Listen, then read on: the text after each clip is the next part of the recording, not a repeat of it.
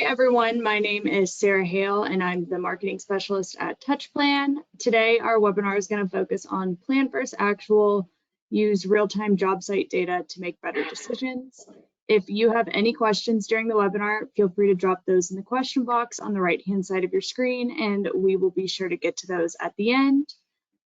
So I will just hand it over to Andrew and Erez and I'll let y'all take it from here. Thanks, Sarah. Welcome, everyone. We'll go ahead and go through, give you an overview of what we're talking about. But first, check out TouchPlan's Demo on Demand. We do live demos. We also do free trials to touchplan.io. And you can sign up for any one of those three. We'd be happy to talk to you. Let's go ahead and we'll introduce ourselves. Erez, you could go ahead and tell us a little bit about yourself and gender. Sure. So, hi everyone. Nice to meet you all, and thank you for joining us. I'm Erez. I'm one of the co-founders and CEO of Genda. Former construction guy, started as a carpenter, went through the ranks as an assistant super, structural engineer, eventually PM. Currently based out of Austin, Texas, but originally from Tel Aviv, Israel. Glad you're here. And Erez, one of these days, I'm going to be able to pronounce that R, like the Erez, as well as you do. I'm still working on it, but bear with my Oklahoma accent. But hey, everyone, I'm Andrew Pyland. I'm a product manager at TouchPlan.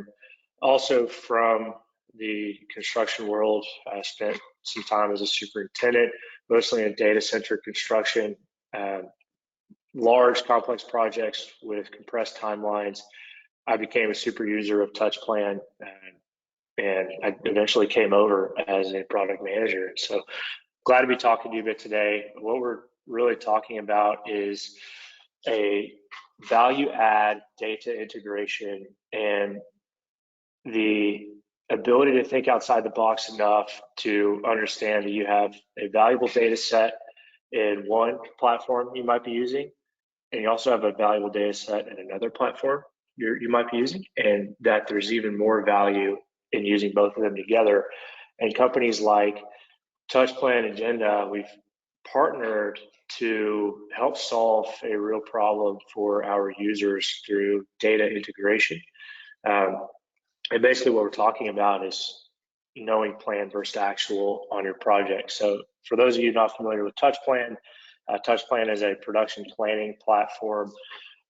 As soon as you start a project, your master schedule or your P6 schedule is wrong, and it quickly becomes a reporting tool via, say, planning and execution management tool. Where TouchPlan fits in is we give your field and superintendents the ability to build a production plan that is in line with the master schedule. However, we go one step further and solve the communication problem because we are a real-time collaborative planning platform. You don't have to download a spreadsheet and then email it out, and then as soon as you email it out, it's wrong. We're a single source of truth for what should be happening and what has happened on the job site. So think of a super platform for building look-aheads and planning.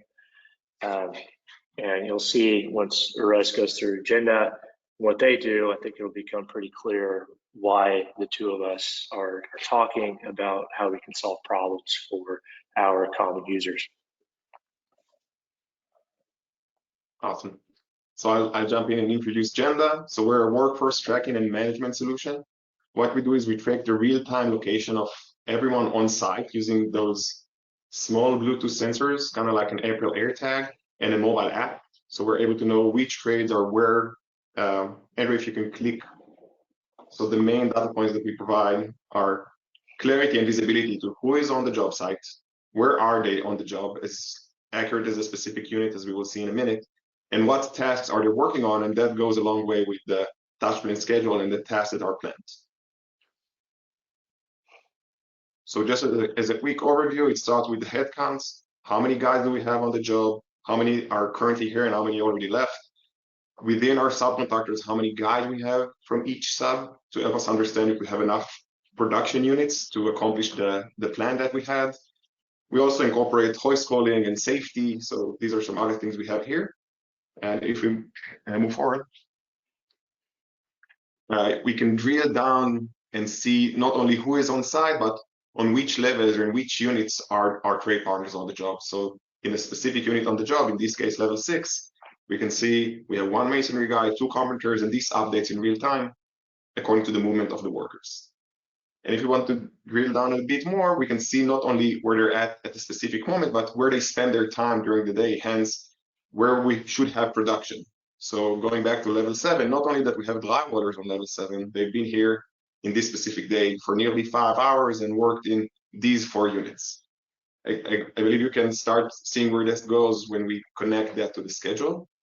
And the last portion is not necessarily the real-time use, but the historical data. So we allow the project teams that use Agenda to go back in time, choose a specific week in the history of their project, and see where production was made.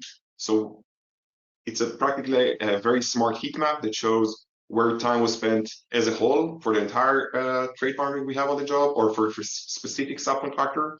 And we can drill down to a specific unit, as you can see in the bottom right, and see how much time each one of the subcontractors spent in that specific unit, in that specific week, day, or any time frame you choose. So it provides a good understanding of our production effort that's put in place. Oh, you're good.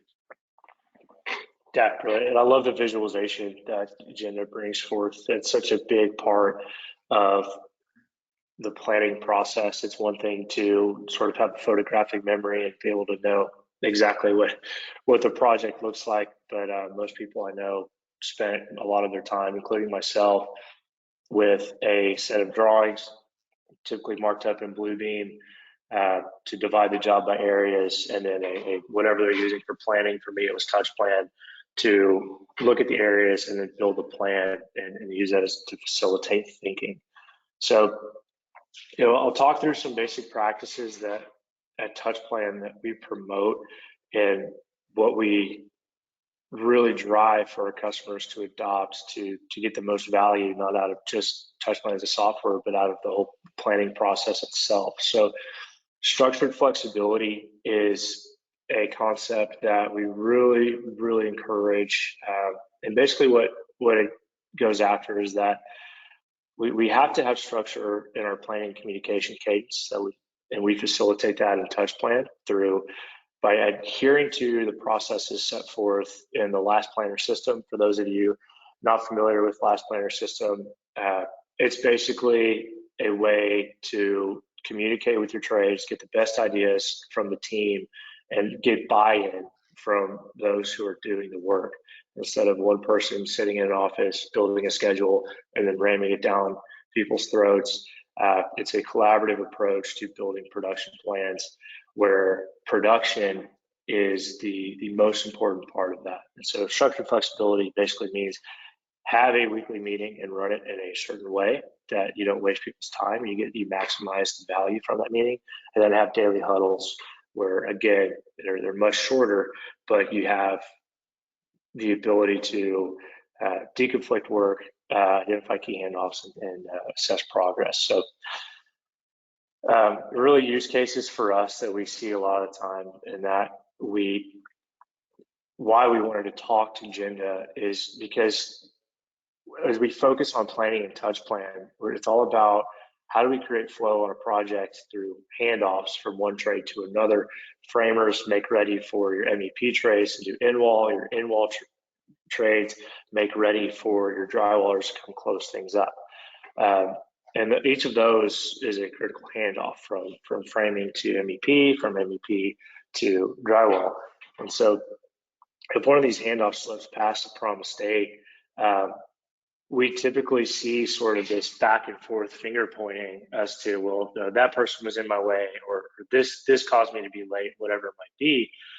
But a lot of the time, I would have to assess whether or not they actually had the right number of people there working on that task, not just people on the job that they're submitting in a daily report, but the right amount of people dedicated to value add activities.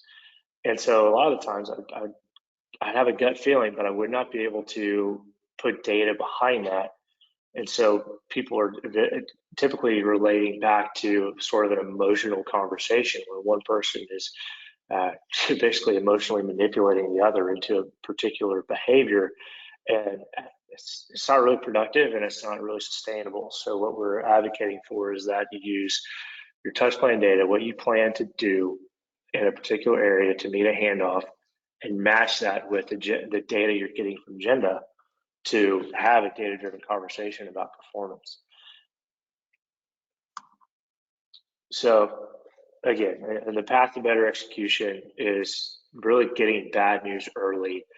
And if I wait for a handoff to slip, if I wait for let's say a scope is taking 4 or 5 days, and I know I have a handoff on Friday, if it looks like that is going to slip, I should know about that as early. I should know about if that is going to slip as early as possible, instead of waiting for Friday to then have a hard conversation with someone.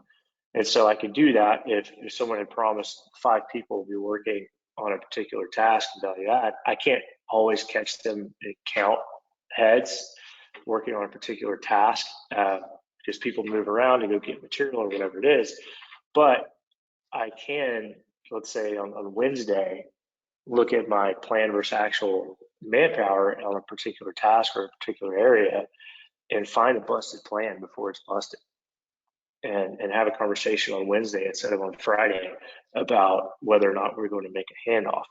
And using data to do that makes it a much more valuable and effective conversation.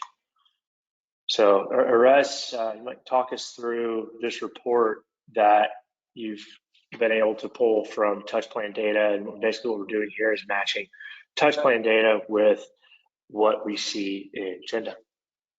Mm-hmm. So I want to, before I explain the report, I want to touch on the point you mentioned about the conversation we have in those weekly meetings with the subcontractors. Every week we get the commitment from our trade partners. I'm going to have 5 men working on these tasks. Some of us do it with sticky notes. Some of us use less planner. Some of us, every project has their way. But at the end of the day, it ends up in a weekly work plan. And then when the work plan is not being followed and we don't have the data to back up what really happened, this is when the emotional conversations come, as Andrew mentioned, and this is exactly what we're trying to prevent with this specific report. So as we go through the webinar, we will see different timeframes to look at the plan versus actual.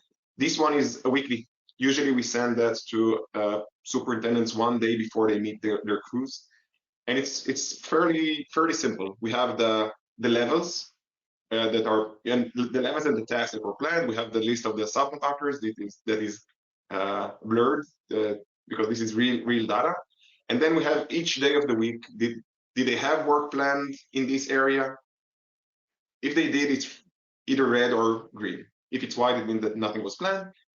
If they had the workforce doing or working on these tasks, then it would be green. So in a very quick view, the superintendent can tell, hey, let's look at the second row. They needed to do the QC for the blocking and framing, and they were there a week. It's clear that they've been working on it and they've been putting a lot of resources on it. They even have 2 guys on the weekend work on that because they were probably late.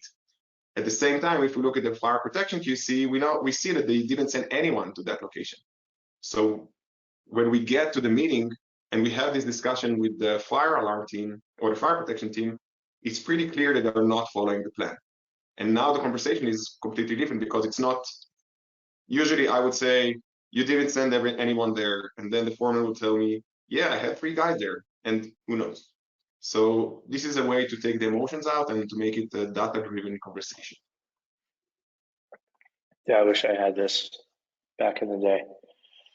Same here. And so, and just to reiterate again, so if it's a red open cell, that means work was planned in this area, but no one was there. And if it's a green cell with a little hard hat emoji, there was work planned here and people showed up, and the number here is how many people were actually there. Is that right? Mm-hmm. Perfect. Okay. And then white cells, no one was planned and no one worked there. Mm-hmm.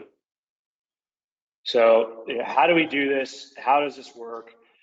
Basically, TouchPlan has the ability for other platforms to pull data from our database on a project basis. So if you're a general contractor and you have TouchPlan and you have Agenda, you reach out to TouchPlan.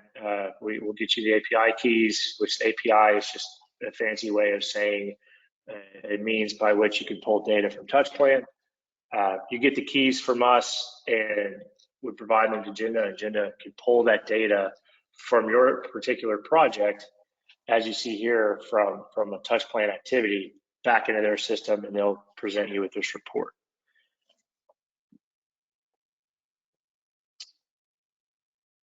And then the rest, if you know, this is something that I definitely saw was, you know, every morning I was told, hey, by 8:30, you need to know exactly where your trades are at.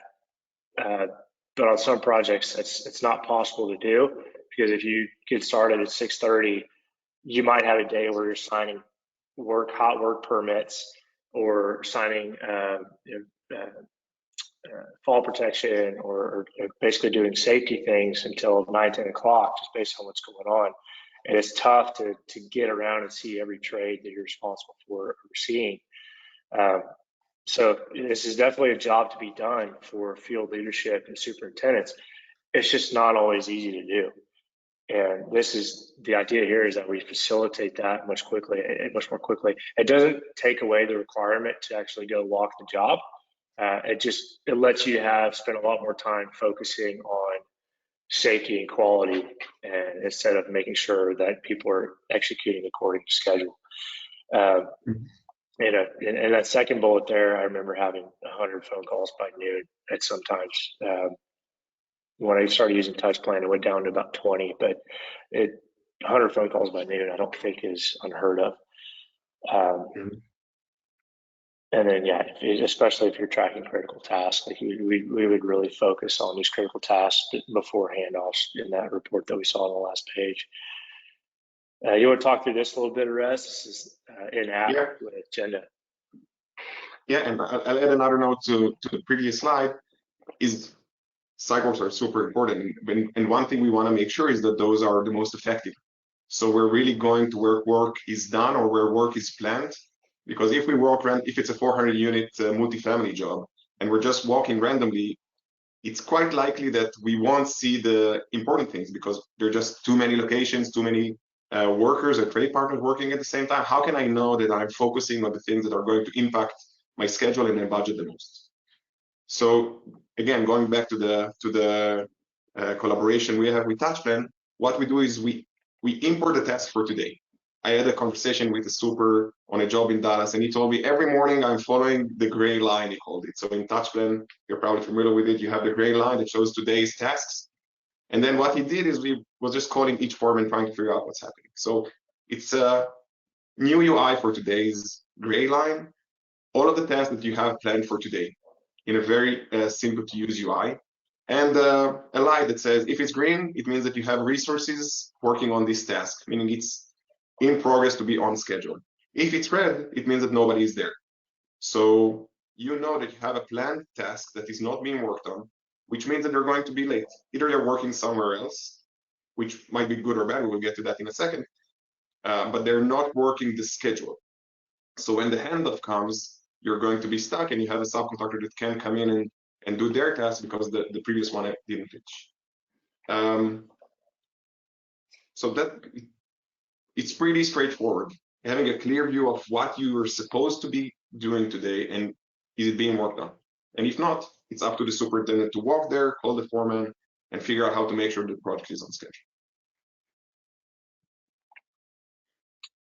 Yeah, so here's a real life example, Russ, and I think you had this example, something you maybe talk through with one of your users. Mm-hmm. So on the reason we came up with this UI is I was in a weekly meeting for the GC group, not with the subcontractors, and they were discussing, and one of the project engineers said, you know, I just went to level whatever, I don't remember the number, let's say 15, and the HVAC team wasn't there. They were supposed to be working there for 3 days now, and nobody was there, and no work was done. And they only figured it out after 3 days. So that's 3 days of delay. If they had a way to monitor their production compared to their schedule on a daily basis, they could have found out 3 days earlier have a conversation with the HVAC foreman and make sure that the work is being done. Now they're already late. It's depending obviously on the task duration, but it might be impossible to, to keep up to the planned deadline. And then you all know what's the rest. Yeah, and we it's have probably a dozens of classic them. case. Sorry, And go it's ahead. probably a classic case of a over planning, really over allocating resources or over planning resources. The trade contractor was probably in one of the places they were supposed to be, but they might have agreed to a plan that had it in multiple places and they didn't have the resources to do it. They typically want to please, they typically want to keep the project going.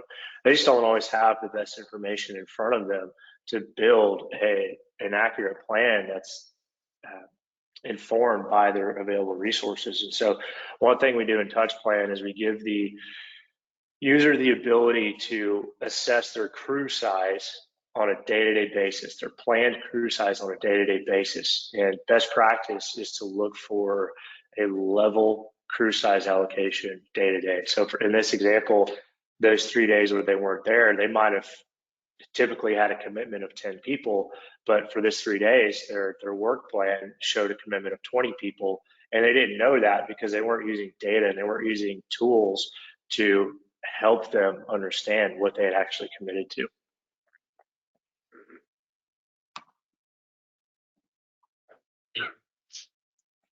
And here's another one that I think is pretty interesting. 40% of the time spent on site is not planned. Some of it's kind of, we built this beautiful plan. We get out there and we say, oh gosh, we have to adjust. We have to adjust quickly. Or the plan is unclear and people are kind of going where they see they can work. And so they get in there while they can and make production. Have you, as in your travels with your users, have you seen any instances where the plan was just not clear to them? And why do you think that 40% of the time spent on site is unplanned? So it's a mix of a few reasons. One reason is that when we build a plan, sometimes we have constraints that we're not aware of. So let's say we plan for a crew to go work on level 18, paint the entire floor. And then the plow work wasn't ready. They didn't do the make ready process, as we call it, or there were materials still in place and the painting just couldn't start. They won't send their 20 guys home. They will just go to the nearest place that they think they can start and start working. In some cases, it's okay. Some cases they will call the super and they will tell the super, hey, we have a change of plan. I can't start working there. And then it will be unplanned as far as the schedule, but it's an okay unplanned task. And it will probably be updated looking backwards. But in many cases, they will just go and work because they want to have production, so they will get paid. And when this is on tasks that are not ready, it's going to lead to rework. Because if the electricity team didn't finish their, doing their work on the walls and you can't start painting and you start painting, the electricity team will come after you, make the holes, and you will need to come there again to fix the paint. And that's, something that any super probably experience at least once a day. When I was an assistant super, it was maybe 10 times a day.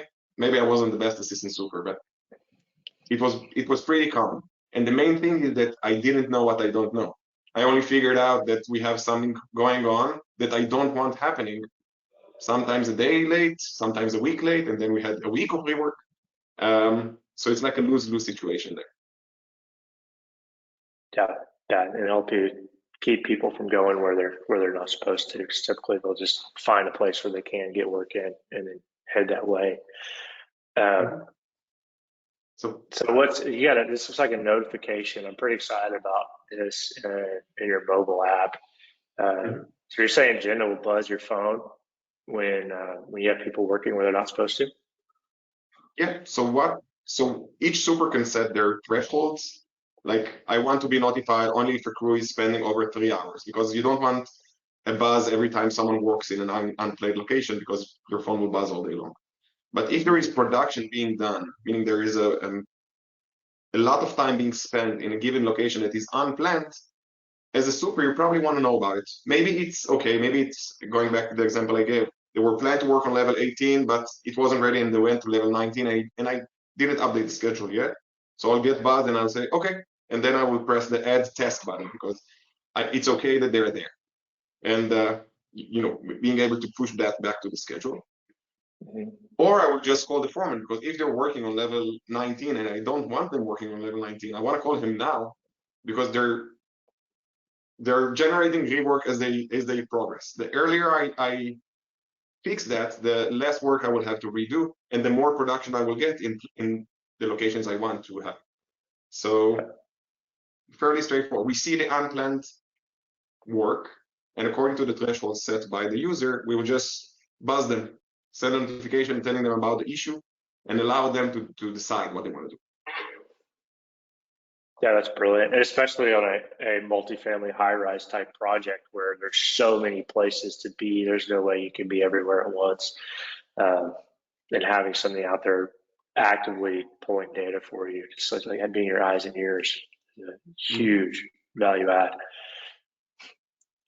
Yeah, so tell us a little bit about this 20-floor residential project in downtown Dallas. So that's a real life example of when we use this feature. So it was a 20-floor residential project in downtown Dallas that we were working on. So as you said, high-rise multifamily jobs, tons. They had nearly 400 units, probably 220 guys on site every day. So you have a lot of moving parts, and you can't be everywhere at once. That's a given, even if we try. And the system identified that there was a crew that was working in the wrong level. The painting team was working on the wrong level. We buzzed the super. He gave them a call and they fixed that immediately. If not, they would probably knew about it hopefully later that day because they had a morning of meeting. That I was there specifically in that day, and we had a meeting all morning long. And only before lunch they were able to go and walk the site. But they were buzzed in the morning and they fixed that before a major issue happened or before too much time was spent on the wrong task. Yeah, that's brilliant. I told them to go to 20, and they get lost and go to 19 and just start painting whatever they see. And then you come out at the end of the day or see it a few days later and realize you have a problem. So that concludes the presentation portion. We'll open this up to Q&A to the audience. Happy to field any questions you might have. Yeah, so again, if anyone has any questions, be sure to drop those in the box on the right side of your screen. We did get a few questions in, or as this one's more geared towards Genda. Someone asked, what happens if you lose service while using Genda or aren't able to connect to any Wi-Fi? So Genda doesn't require Wi-Fi. It works on Bluetooth and cellular signal, and it works offline. So the data is collected offline, and it will be sent to the database in the cloud once you have signal. So let's say if someone is in a no signal zone for 5 minutes, data is still being collected, and when he goes out to bring material or moves and has signal, the data would be sent, and then it won't be like real time. It would have a buffer. And the next question we got was, what is the best way to implement using two construction tech platforms at the same time? And does this ever cause any confusion? No, they're doing two different yet complementary things. I think if you're looking at from a touch plan standpoint, you have your document repository, whether that's BIM 360 or Procore or Trimble, whatever it is, where all your drawings and your doc control exists. It would be one platform you look in and live in when you need information regarding to documents and doc control. For operations management and planning and building your look ahead, you're using TouchPlan to do that. And then for a day-to-day sort of use case, and the use cases we laid out, you're basically living in Genda to solve that job to be done of making sure your people are where they need to be and getting better analytics about how your job site is flowing and moving. But as far as implementation goes, there's really no conflict. You're just using, it's like I use a hammer when I need to drive a nail, and I use a shovel when I need to dig a ditch. You know, you've got two different things to do two different things to do for two different purposes. That was all that we've got in terms of questions. I just want to thank everyone again for joining today, and obviously big thank you to Erez and Andrew for this great discussion. Yeah, thank you everyone, and hope you have a great rest of your week. Thank you. Cool, thanks.